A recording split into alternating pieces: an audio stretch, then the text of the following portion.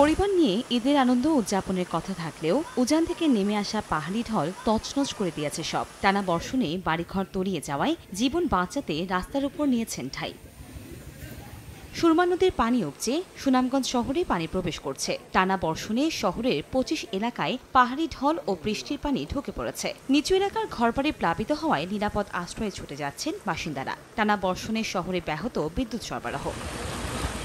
ভারত থেকে নেমে আসা ঢলে সুনামগঞ্জের দোয়ারাবাজার উপজেলার খাসিয়ামারা নদীর পানির স্রোতে ভেঙে গেছে বন্যা নিয়ন্ত্রণ বাঁধ। ভেসে যায় মাছের খামার, বসতঘর, দোকানঘর সহ নানা স্থাপনা। বিচ্ছিন্ন হয়ে যায় যোগাযোগ ব্যবস্থাও। অতি বৃষ্টি ও উজানের ঢলে হুহু করে বাড়ে খাসিয়ামারা, সুরমা, চেলা সহ ৮টি নদীর পানি। ঘর দরজা সব পানি ডুবে নিছে, কি গরু ছাগল হাঁস মুরগ যা আছে খাফর লতা যা কিছু আছে। আমরা আজকে 2 দিন ধরে খানা পিনাও নাই। ঈদের বাজারটা দিতে করছে সব বাসা টাসা নিছে, তো আমরা ঈদ ধর্মকিতা দিই একটা ঈদ কিন্তু আমরা আউস না, আমরা পানি দিকে বসে রয়েছি।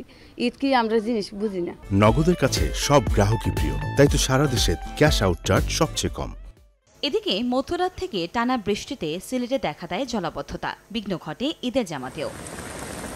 সোমবার সকাল ৯টা পর্যন্ত ২৭ ঘন্টায় ২১২ মিলিমিটার বৃষ্টিপাত রেকর্ড করে সিলেট আবহাওয়া অফিস। সময় সংবাদ, সিলেট।